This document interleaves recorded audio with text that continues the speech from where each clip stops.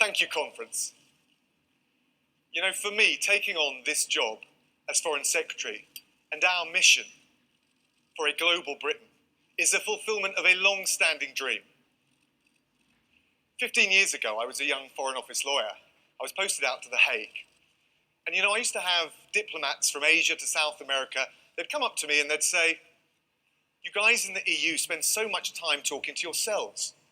You miss so much of what's going on in the rest of the world." You know, it was true then and it's true today. Brussels isn't the only game in town. Everywhere I go as Foreign Secretary, people are fired up by our vision for a global Britain. When I visited the US, President Trump invited me into the Oval Office to tell me just how much he loves our country and how much he admires our Prime Minister. When I visited Bangkok for the ASEAN meeting of Asia-Pacific nations, they embraced our role in their region because they prize our commitment to the rules-based international system. In Mexico, we talked about climate change. In Canada, we talked about our joint campaign to protect journalists around the world from torture and arbitrary detention. Truth is, we Brits get a very warm welcome almost everywhere in the world. Okay, maybe not in Luxembourg.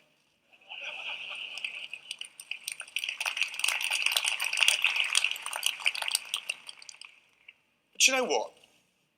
I think the British people have had more than enough of EU leaders disrespecting British Prime Ministers.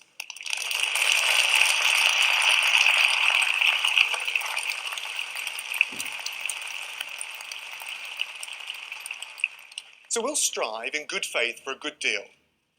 But if the EU spurn the opportunity for a win-win deal, we will leave at the end of October. No ifs, no buts.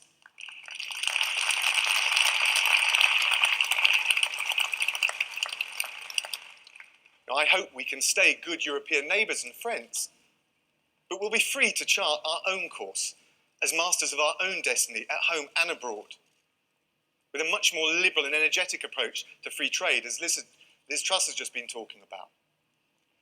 But our vision of global Britain also reaches well beyond trade. When I was posted to The Hague back in 2003, I headed up the Foreign Office's war crimes team. I can tell you experiences like that stay with you.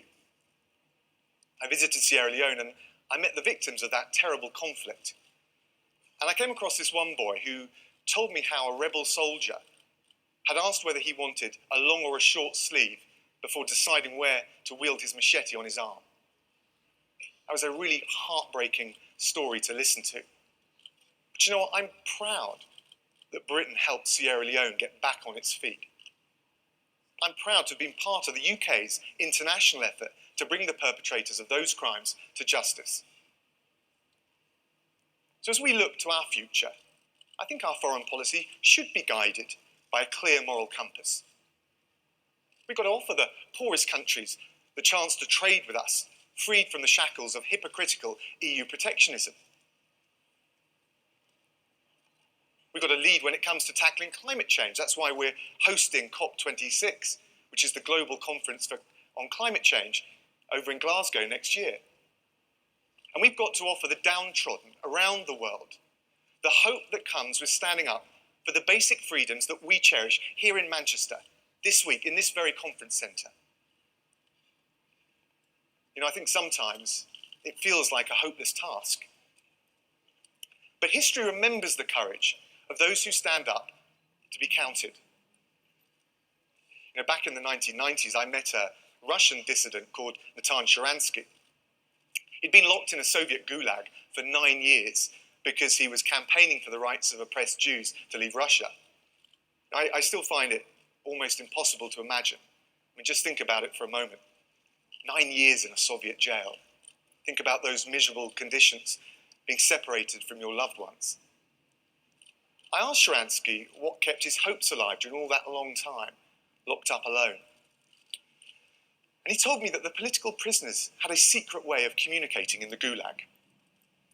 They tapped on the walls in code to spread the word. So when in 1983 Ronald Reagan stood up and called out the Soviet Union as an evil empire, those prisoners came alive with a hum of jailed dissidents tapping and whispering from cell to cell. And Reagan's courage and moral clarity gave hope to those who feared they'd been forgotten. And Sharansky was the first political prisoner released by Mikhail Gorbachev. Now, I know the world is a very different place today, but we must never forget the lessons of history. And we must keep the flame of freedom alive in the darkest corner of the bleakest jails. For those struggling for the basic liberties we take for granted, the rights you jealously guard here this week to debate, to have your say, to hold your politicians to account. So we won't look the other way when the people of Hong Kong are beaten on commuter trains for exercising their right to peaceful protest.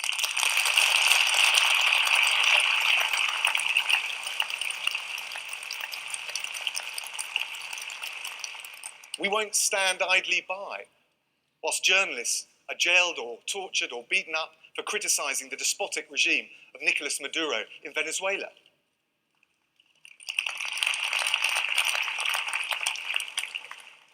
And conference, we will never rest until all those bearing UK nationality detained on a cruel whim in Iran are free to rejoin their loved ones at home.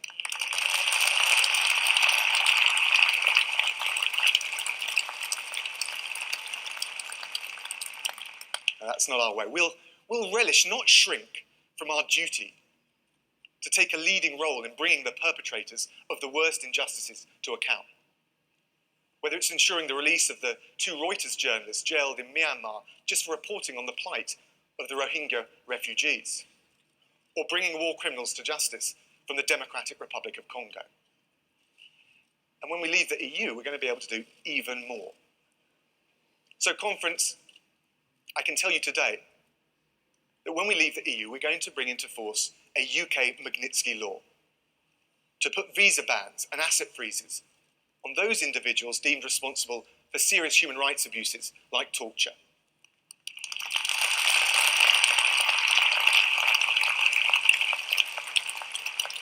Because the British people don't want those with blood on their hands doing their Christmas shopping down in Knightsbridge. They don't want their dirty money laundered through British banks. And because our vision of a truly global Britain means being a force for good in the world, a good global citizen. And you know, conference, when I think about some of the challenges we face in the world and how hard some of those people have it abroad, and I think of the fate of those living under oppression, it reminds me just how lucky we are, just how much we prize our hard-earned prosperity and our hard-won freedoms here in this country. And we must never take those for granted. And that's what's at stake if Labour takes office under Jeremy Corbyn. The Labour Party, once a mainstream party, now hails the failed socialist experiment in Venezuela, where the population starves and dissidents are shot in the street.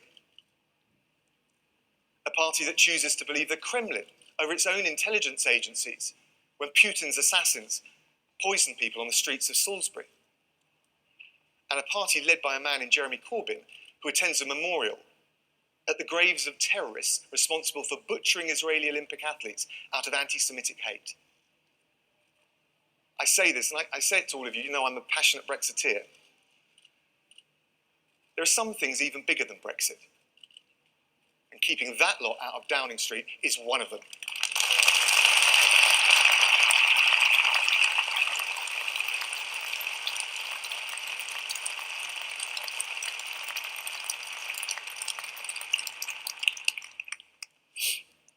So, to any of our colleagues or former colleagues who may just be tempted to put Jeremy Corbyn and that momentum mob into number 10 as part of some kind of temporary anti-Brexit coalition, I just say this: history would never forgive you.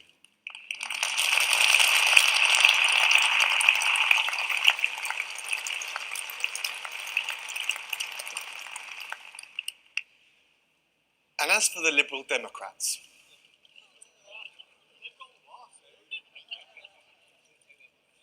they want to scrap the result of the 2016 vote. You can't call yourself a Democrat. Put it in the name of your party and then try to cancel a referendum.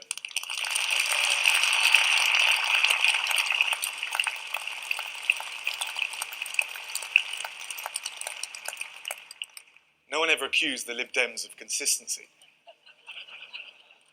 But when it comes to offences under the Trade Description Act, they are guilty as charged.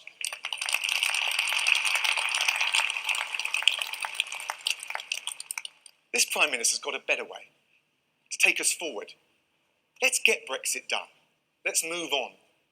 Let's unite behind that one nation vision for our country, and let's bring the Conservative family back together. You know, we in the Conservatives, we keep our promises. So we're going to make a success of Brexit. We're going to free our country to reach its full potential.